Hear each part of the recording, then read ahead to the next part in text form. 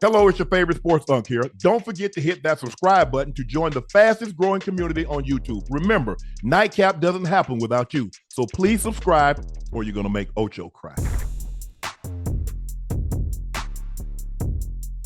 OKC wins its first championship. Now, they do have a championship. They left the Seattle name up in Seattle. They did win a championship. What was that, 79? It was something like that. My man Dennis Johnson was there. So Gus, the Wizard, Jack Sigma, Marvin Webster. Them were some bad boys. But OKC caps off a great regular season. 68 wins in the regular season. And they finish it off the way they were supposed to. They have the MVP of the league in Shai Gilgeous, and they win it 103-91, 4-3, 7-game series. Joe, I'm gonna go to you first.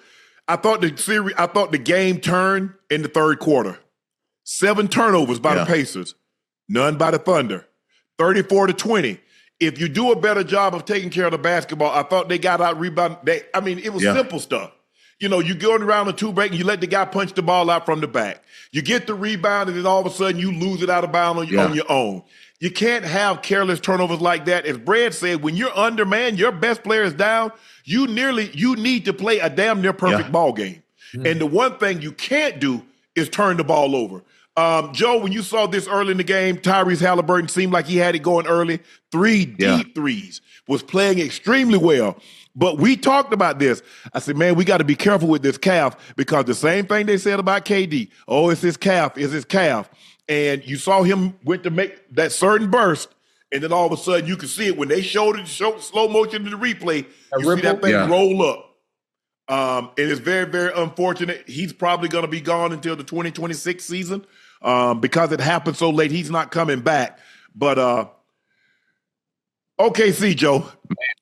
They were the best team from start to finish, and they finished it off. Yeah, they did. It was, hey, look, it's been a great series, man. First off, we got to get a Pacers credit. You know, I'm talking about throughout the whole postseason, Unc, Ocho, Cornbread, they've been obviously resilient. They've been counted out and still been kicking and finding ways to win ball games.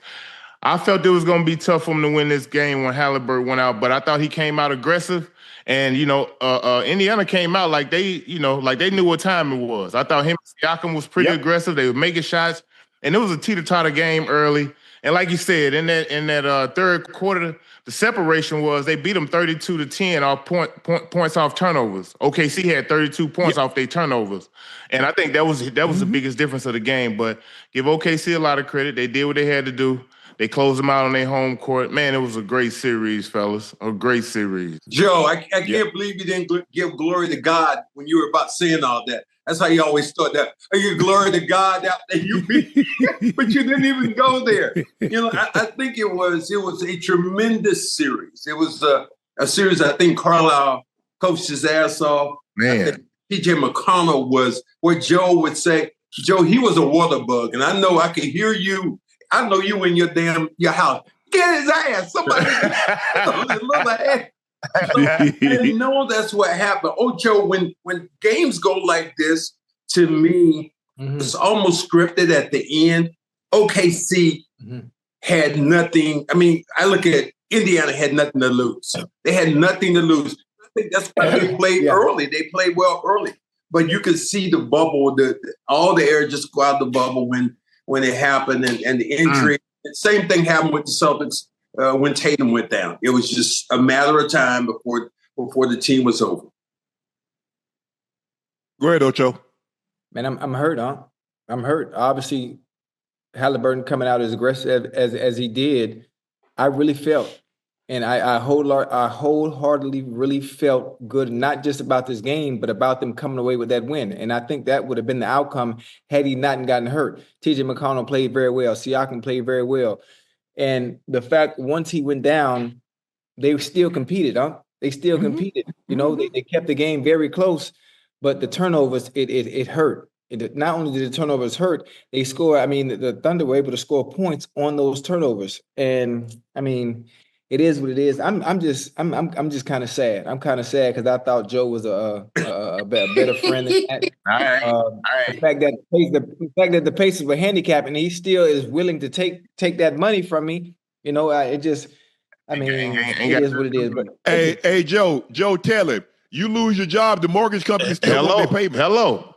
Yeah, they still want their payment. Hey, look, I understand, some unfortunate happened, Ocho, but I got to tell you, bro, I'm sorry, but they ain't got nothing to do with me. You hear me?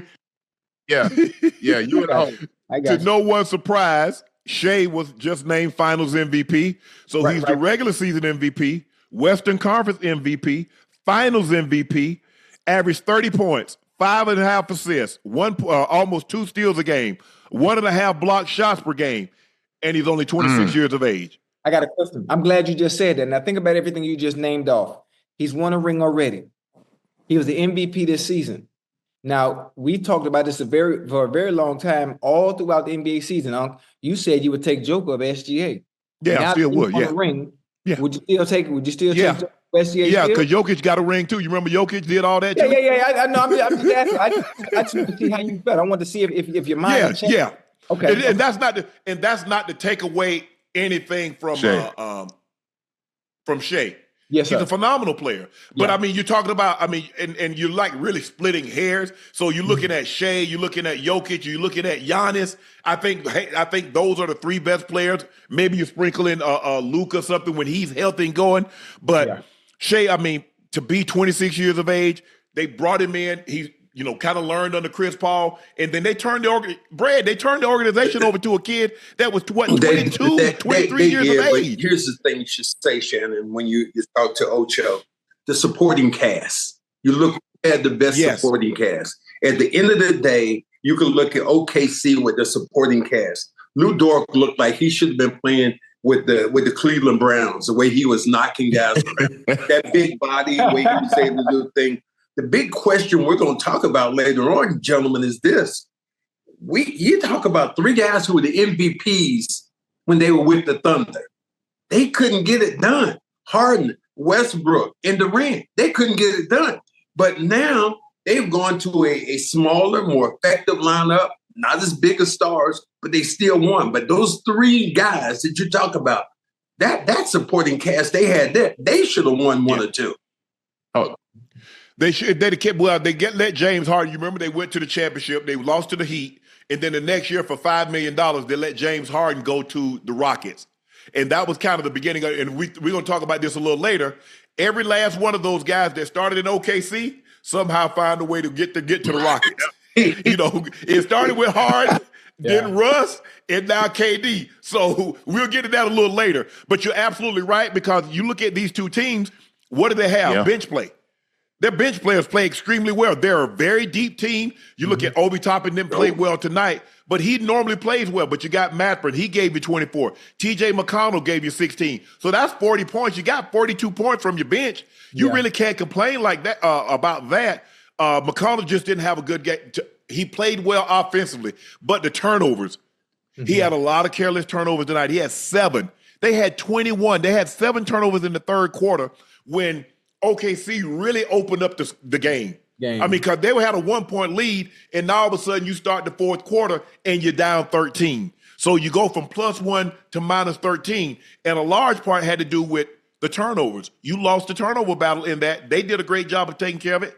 And this is how OKC played. They're very active with their hands, especially at home. That crowd is raucous, and you just got careless with the basketball. OKC this season, #1 in net rating, #2 all time, 1st in defensive rating, 3rd in offensive rating, 2nd youngest championship team in NBA history, only behind the 1977 Portland Trail.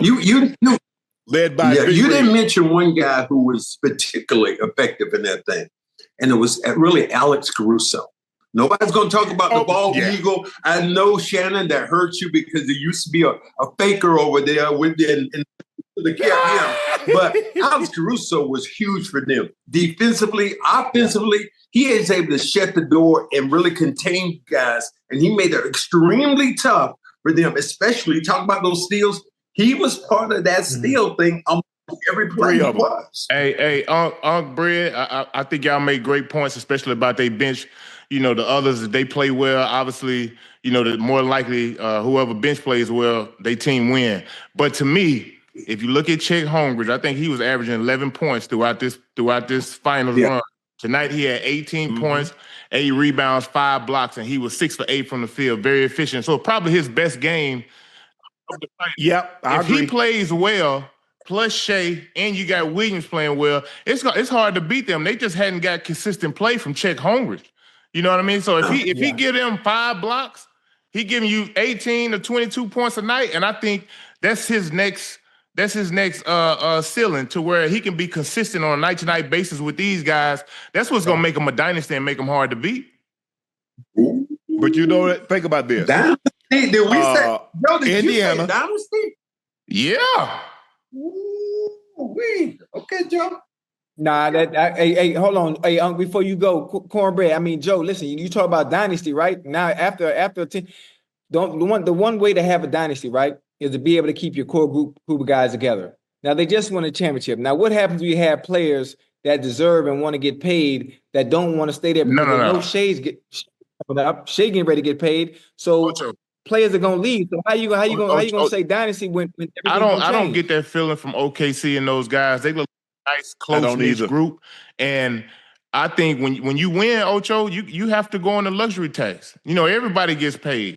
You know what I mean? They're a small market, but the fact that they done won, you mean to tell me you're gonna let one of these cornerstone guys get out of here? You can't. You know, it's good. It's good to say, Joe, but them dead presidents, they change your mind a lot of times with teams and owners. They ain't looking at they might think that, they might say that, but when you're talking about that luxury tax, you paying a guy $10 million, but now it projects out that you're paying them $30 million a year. Now teams get a chance in their mind. Sometimes they might want to pull back. I just like that when you talk about dynasties. I look at what just last year what people said about the Celtics.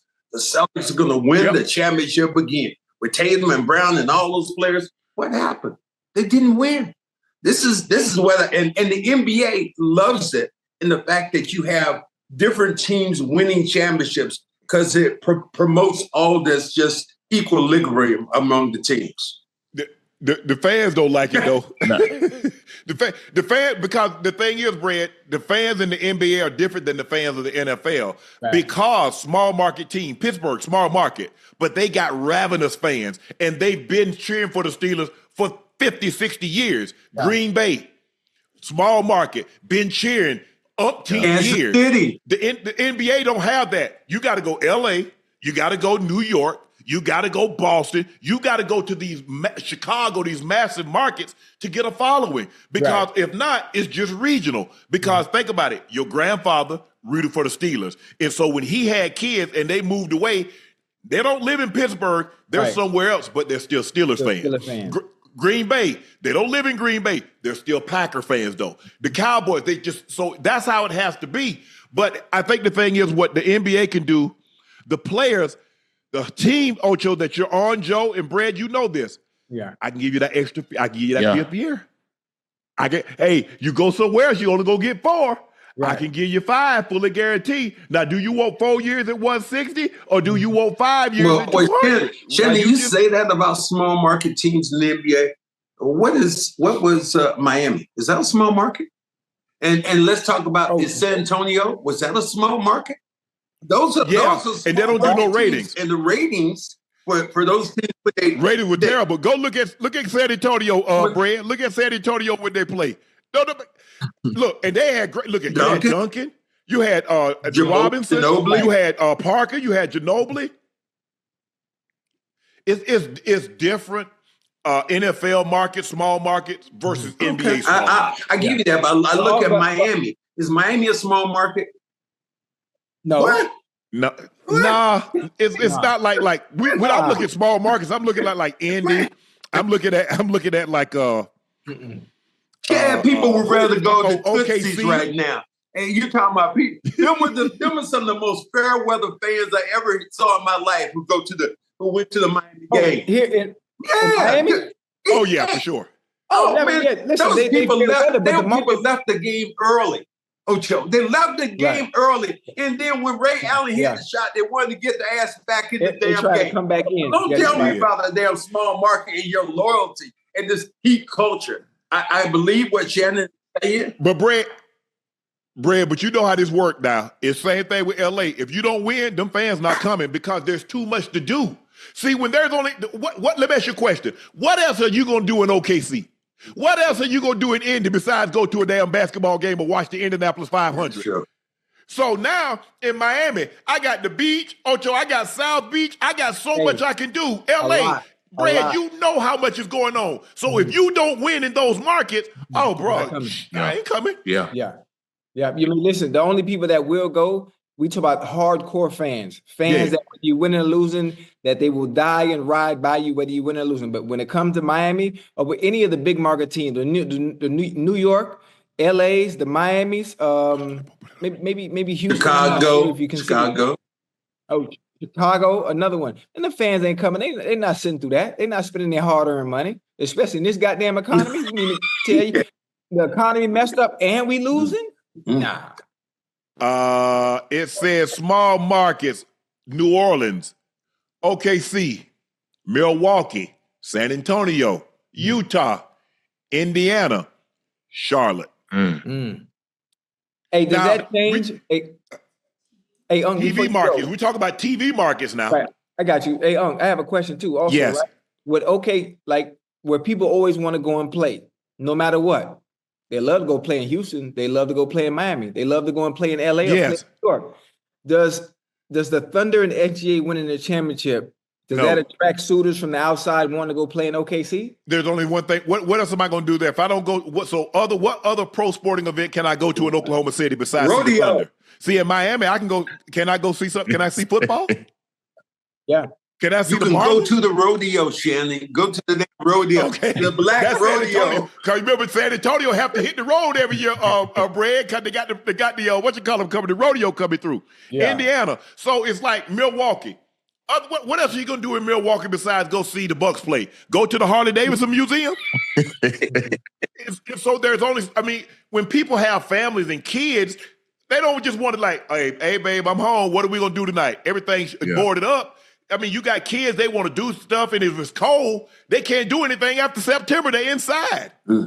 How did Pittsburgh get such a following since it's such a small market? And you talk about the NFL, but how did they do it considering that's a Brad, what the hell are you going to do in Pittsburgh late at night? Well, what you going to do? Ain't nothing. Hey, hold on, you got Brad. the Pirates, and you got the Steelers. And when the Steelers came up, think about the early 70s, they dominated. Yeah. And so now they're putting that imprint on you. Man, the Steelers. And so kids that had kids, they grew up Steelers fans. I grew up a Steelers fan. My mom was a Steelers fan because they always on TV. Same thing with the Raiders. Oakland small, but that's all you saw. And so once you got of age and you had kids, what do kids do? Take you to the game. Hey, they got a Cubs jersey on, or they got a Celtics jersey on, and so it just passes down. I like it. Look, Brad, you said the NBA like this, but we haven't seen anything like this. 7 consecutive different champs. Well, we haven't seen anything like this, Brad. Ratings for this particular series? They weren't. Love Island got better ratings. I'm just gonna keep it a stack with y'all, man. I'm just saying. Hey, it was a good series. Hey, chat, don't get upset with the chat, but I'm just saying. Love Island. That really happened. Let me give you a stat right here. J-Dub this season, he was an all-star, all-defense, all-NBA, and he's a champion. He's the youngest player since Kobe Bryant to achieve all 4 of those in the same season. This is what Scottie Pippen said about Jaylen Williams. I don't even want to put a cap on him and say that he's going to be me. I see him being greater. If I can say that, just because where the game is today, they have offensive freedom. We didn't have that. We mostly ran out of a system.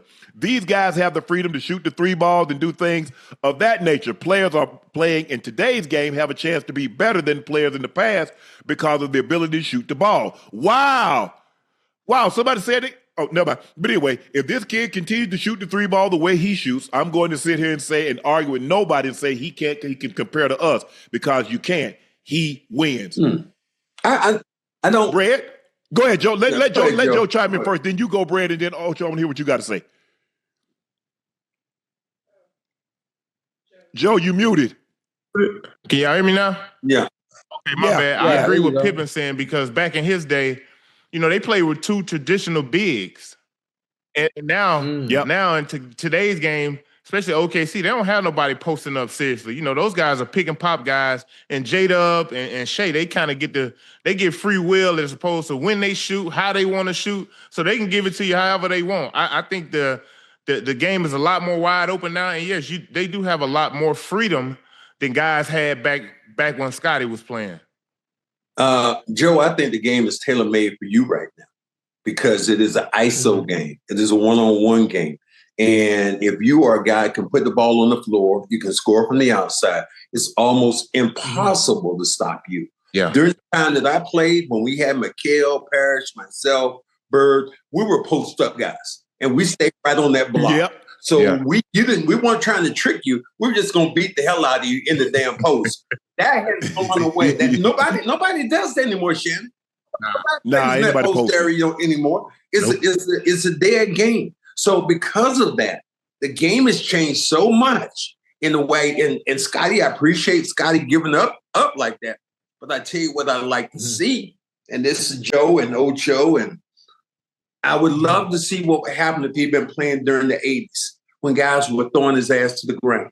Now, it wasn't all this, he getting you up in the air, faking you, doing all this stuff. Do you know how Detroit played like that? Detroit used to play 2 fouls. One guy would hit you, and once that gave the other guy free. Yeah, you know it, Joe. That gave the other guy freedom to knock the hell out of him. Yeah. So it would take another special guy. And I'm not taking away from what Shake does. I'm really not. But I'd like to see what he do with hand checking, Joe, the era you played in. Yeah. I'd like to see what he would do right now when it came to hard foul. Then you see some of these fouls they call today. The guy said flagrant foul when the guy brushed him and hit him. And during my particular era, they would have laughed at your ass. Like, wait, no, brother, you ain't bleeding when your eyes say now, Ocho, if you ain't missing a tooth or nothing, you won't bleed from the nose. Right. They won't call on that. So I would love to know how Shea, I'm not taking away anything from him, no hatred at all, but I'd love to see how he played during a physical game the way it was played during that time.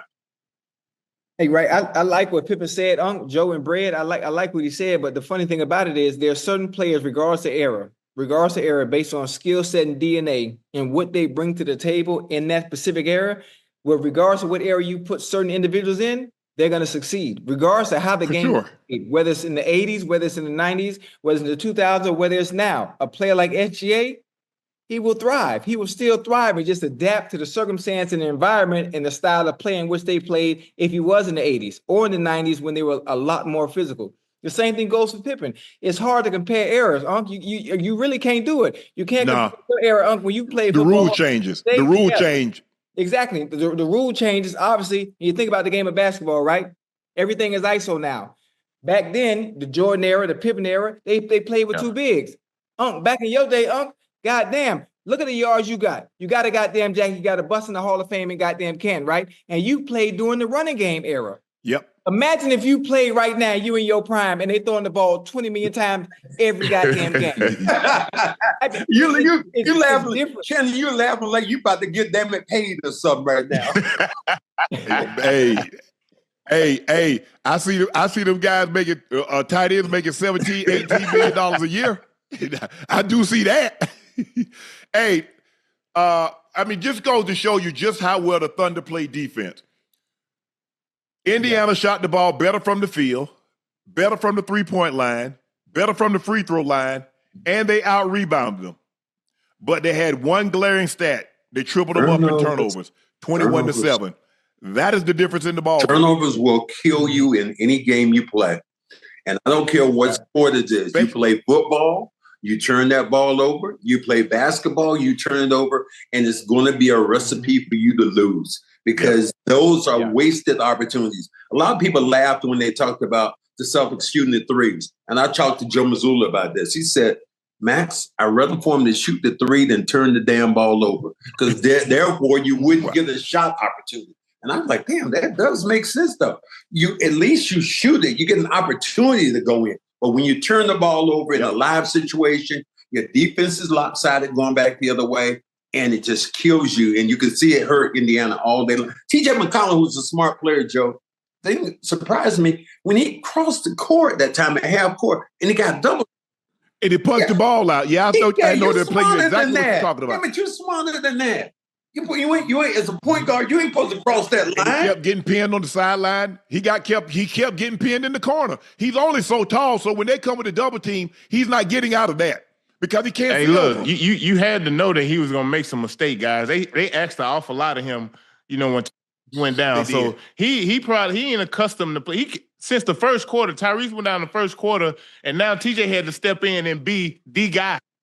Against the starters. He ain't going against their backups now. Now he's going against J-Dub. He's going against Dort. He's he's in there with the trees with Chet. So it's you're asking him to be TJ, but I need more of that from you, and I need you to give it to me against their ones. Their Joe, let me ask you this, Joe. What happened to some of them players you used to play with when you were playing on your team, and they be talking all that shit, and then they get in the game, it be a real game.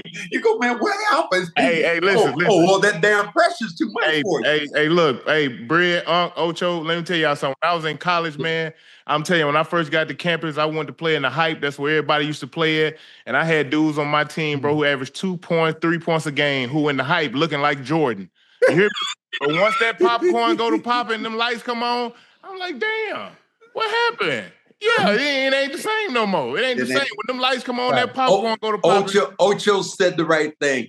It's DNA based. It is for some people, and it's showing for some other people. Because when them damn big lights come on, and they damn put a little bit more butter on the damn popcorn, some of these people gonna fold like a damn cheap chair. That's what they're gonna do. Yeah. It's funny that y'all say that because my freshman, we had a guy there with roommates.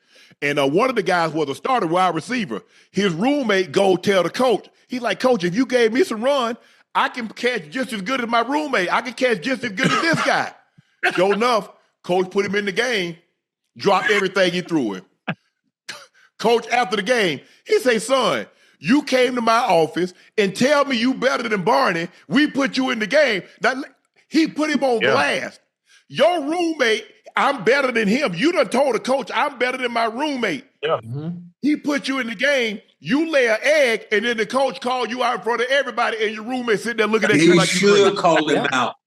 He should call him out. You go all that talking, all that damn noise. Ocho, you've seen enough of that. All them damn guys backing you up. We used to tell guys in practice sometimes, what the hell you fouling me like that? You ain't getting the damn game. You ain't gonna be playing. Yeah. Hey, listen, I don't think people understand how difficult it is, huh? It's one thing to be playing on the park, it's one thing to be having fun recreational with your friends, but I'm talking about at the highest level, Bread, Joe, and Unc, I'm talking about at the highest level when them lights turn on, especially if you're a talker. Unc, you was a talker. Joe, if you're a talker and you got to back it up. You got to back it up now. I don't think people understand how much pressure that is. And obviously, when you see the finished product on a Sunday, you be like, well, damn, they make it look easy. But what you don't get to see is all the work these motherfuckers got to put in before time to even execute it on Sunday. It just look easy. But exactly. But you know, but out of the four of us right now on air, three of us, I know talked a lot of shit. I know Shannon did. Ocho, man. I know you did, and I know I did. But Joe didn't say nothing. Joe just played. He played the game and gave you his ass. That's what he's gonna do. But I got to let you know. Yeah. Hey, let your work speak for itself. No, I will let my work speak, and I will speak. My work can't talk, but I can. I'm tearing your ass up tonight, bro. Hey, that work. Hey, hold up, Unc. That work could say volumes now. Not as loud as I can. Oh yeah. That's terrible. You gonna be in the waiver wire line tomorrow. I got one for you, Shannon. This was my best story. I was playing against the Lakers, and we had some of them guys over there, Larry Spriggs, and some of these guys really hadn't played that much, and they were screaming and yelling at me, and I was taking the ball out. So I was about to get the ball from the referee, and I said, "Hold up a minute." He said, "Hold up." He said, "What do you want?" I said, "Pat Riley was standing beside me." I said, "Pat, put one of them motherfuckers in down there." Pat Riley turns around going, "Hey, you go in the game." This guy comes in the game to guard me. I score about 10 quick points. And going out the game, I said, "Next time you'll sit your ass down and be quiet." I love Pat Riley for that. I love it. I said, thank you, Pat. I appreciate it. All the damn talking you doing, like running your damn mouth over here. You should just be quiet and watch the damn game. You got a free ticket. Shut up. We had 3 stars go down in the postseason with torn Achilles. Dame Lillard went down first. Jason Tatum went down next. And then Tyrese Haliburton. They all wear the number 0. Jeff Stotts tweeted, if Haliburton didn't tear his Achilles, which he did, that would be the 8th Achilles tear this season. The previous high was 5 in 14-15. That does not include Thanasis Antetokounmpo, who tore his in the offseason, or prospect Jaylen Moore, who injured his in a recent pre-draft workout. Unbelievable. So, hold on. That's who Tom Haberstroh. James Wiseman and Isaiah Jackson, 2 of theirs too, right? So what is Joe, Brad, you guys play? I heard people saying, man, it's the low top shoes. But boy, with the way technology is now, ain't nobody was tearing no Achilles with them Chuck Taylors. No. Now they got all this technology. What's going on with the Achilles? Joe, I think it's this, Joe. I believe the fact that these guys never rest. The guys you named, Tatum played in the Olympics last year, never had an opportunity to rest. Haliburton played in the Olympics, never had an opportunity to rest. We know what Dame does. He plays all this basketball. Because you don't rest your body, Shannon, Ocho, Joe, your damn body is going to rest you one way or the other. And it might be the Achilles. And you remember, that the Achilles is one of those things, how do you really protect it? Because you can stretch it and do it, but you can't build it up like one of these strong muscles. Sometimes it's a thing that happens. Yeah. It's go ahead, Ocho. Go ahead.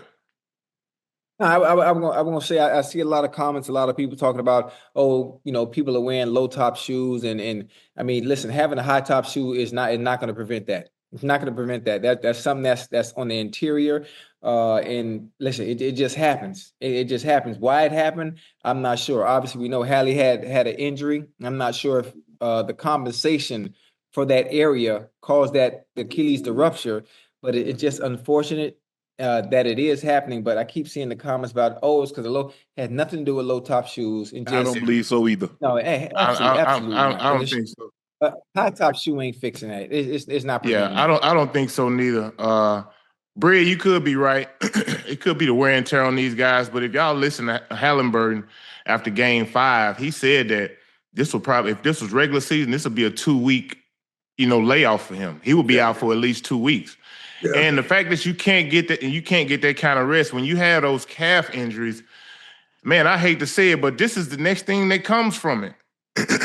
When you look at all the guys from, Durant, whether it was Dame, they all had these calf injuries, and you playing in the postseason, you want to try to be there for your team and give them everything you got, and honestly, it just becomes too much. It just becomes too much because the game is idled at such a high level. Yeah. Playing in the finals, like, bro, like you ain't gonna get no rest on that, like, because we gonna test it every play down court. Every play offensively, he trying to get to the rack. He trying to make a play. You got to push off on that.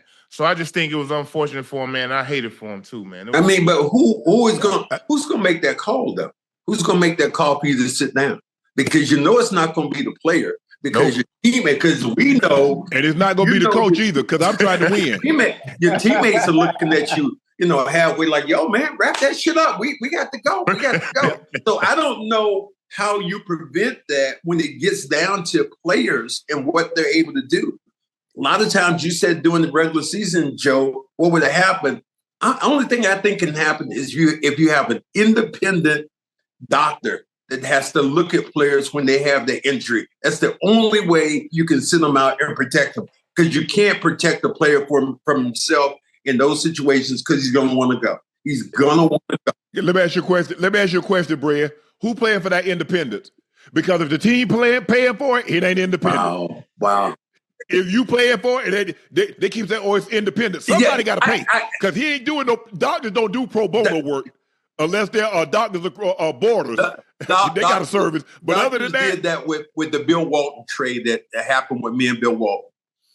I passed it. I didn't really pass the test in LA when I went there. But when when Bill Walton got to Boston, Red Auerbach below the little smoke and said, "Bill, you passed." His damn knee wasn't as good as your grandma's knee way back in the day. but the power of coaches, GMs at that time is so different than it is. So I don't know how you protect a player from himself right now. Let me ask you this, guys. Is it a situation, because now guys are so specialized. Guys all they play is basketball. All they play is baseball. All they play is football. So you get so all you're doing is just stressing that. And then you got these tournaments, Joe. They play basketball year round. Yeah. I'm like, damn, I thought everything was a season. I thought football had a season. I thought basketball had a season. I thought baseball had a season. I thought track had a season. They do all this stuff year round. And that's why us as Americans, the basketball hoopers nowadays, we're behind. Because all we do is play. And the guys overseas, they teaching the game. They teaching these dudes the game at a young age versus just throwing them out there. Now, man, listen, we in a whole totally different era to where now Ocho, Bread, hey, look, if I want y'all to play on me, okay, look, I got $100,000 for y'all this summer, man. I need y'all to come play with me. That's all these people care about.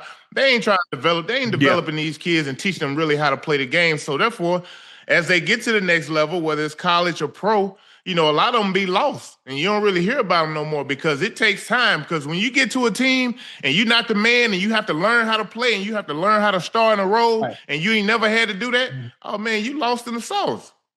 Wow. That's about as true as it gets. I hadn't thought about it, but over in Europe, the skill set that they teach early with the 3 points and the Euro step and all this, they have that down before they get here. Our players utilize one thing. It was dunking and the foot speed. That's it. And you can't utilize that the whole time. You have to push down the back burner. So I think you are 1,000% correct when it comes to, but it's AAU basketball. That's what's killed a lot of that. Damn kid going, I ain't never seen a damn kid in the damn 6th grade go to the damn California from North Carolina to play some damn basketball. I couldn't go across the damn street. Get to the other side of town. Yeah. Hey, look. Damn planes at 6 and 7. Hey, when I was growing up, man, we played AAU ball. I played for the Arkansas Rockets pretty much my entire AAU season to the last year I played with the Arkansas Hawks. And these were all guys straight out of Arkansas, bro. Now, you get guys, they going to be from somewhere, everywhere. They probably ain't going to even know each other until they get together to get ready to play. You know what I mean? So that's the biggest difference. Yeah, and Brad, when we were coming up, play what? Oh, you got to work in the summer. You got to buy summer clothes. Stop it, Joe. Hey, we were so poor, I wore summer clothes year round. Some of my brothers, some of my cousins, some of my uncles. Hey, hold on, hold on. We were working too, man. We when I was young playing for AAU, man, we threw so many swim parties, car washes, ticket raffles. Man, we did everything to raise. Hey, to raise that spaghetti money, dinners, you got to sell the spaghetti dinners too, Joe. Wait a minute, let me hold on. You and Ocho hold on. and Joe. I know you guys have you have a Sunday suit now. Don't tell me that. Oh yeah, everybody had a Sunday suit. And the pants and some suit that we could go to church in on Sunday. So we did have something special. That wasn't hand me down because we waited for one thing. When they had damn Easter, everybody was at damn church. We got an Easter suit. Yeah, you get them. You get two suits. You get 2 suits for $29. Listen, my grandma was a lead singer in the choir. Man, I spent a lot of time with my grandma. I was in church at least 3-4 times a week. You hear me? Yeah, I'm talking about long hours, Baptist, man, long hours. First Baptist in Higgins, down there in Higgins in Arkansas. Man, listen, Reverend Payne, I'll never forget. Man, church lasts so long, guys. Oh my God. Hey, Joe. Grandma was just like that too. I never forget. In Overtown, Grandma went to Mount Olivet Baptist. She had that hat, Ocho. She had that hat tilted. Hey, well, her hat collection wasn't no joke, right? You hear me? Yep. It's only one person. It's only one person in the church who had a better hat collection than Grandma, and that was the pastor. Let me. I want to see. But the pastor wife hat collection was the real deal. I want to see how honest all of you are. When they pass the collection plate in your row, Did you ever get more money out than you put in? Nah. Oh, come on. Hey, hold on. Hey, Oh, hold up. Ramo made sure we had a couple dollars to put in, but I ain't gonna lie to you. Sometimes I put mine in, sometimes I kept it in my pocket. Hey, hey, Brad, Ocho, Joe, you know the black church was started the wave. They passed that pan around, them hands go up. Come on through. Hey, got no money. They keep talking about this. The wave started in the sports arena. No, it didn't. It started in the black church because they passed that pan around. well, hands let go me up. ask you this then. How about that Marvin Sapp when he closed the doors and said, close the damn door? We talked about that. Yeah, but come on, man. Hey, that was funny. I'd have been in church and said, well, how God gonna get in here? We got it locked out. I mean, we want him to come in and we done locked him out. Open the door. Hey, listen, man. I'm talking about Sunday school, 8:30 in the morning. We ain't getting out of church, man. 4:00, man. They already hooping up there at the park. By the time I'm riding home, I'm looking out the window like, damn, I gotta hurry up and get over there. Let's be honest. That was the only time your parents, if you had a lot of kids, that's the only time your parents could really get busy. Because they send you all to church and they had about 3 hours before they used to go to Sunday school and then they did church late night. Yeah. That was about 3 hours up in there now. I'm doing the math. Oh, for sure. That was all, fourth Sunday was all day thing. Fourth Sunday, you're not getting out of there. You're not getting out of there till like 4:30. You go at 9, you ain't getting out there till 4:30. Sure. Uh-huh. Yeah, and how hungry are you, Ocho, coming out of the church? Wait. Listen, I'm hey, Brad, and listen, I'm happy. I'm hungry when we get out of church, but I know where we going. We going to church. We going to Church of Chicken right down 54th Street and sit right down the corner. I get the same thing. Hey, I'm not even gonna lie to you. I know the meal. 3 legs, fries with the apple pie and a strawberry juice, a strawberry soda with no ice. My grandma, she loved them goddamn okras, huh? She goddamn okra from church. Oh, man. You don't eat okra, Ocho? You don't eat okra? But hell no, you know okra, man.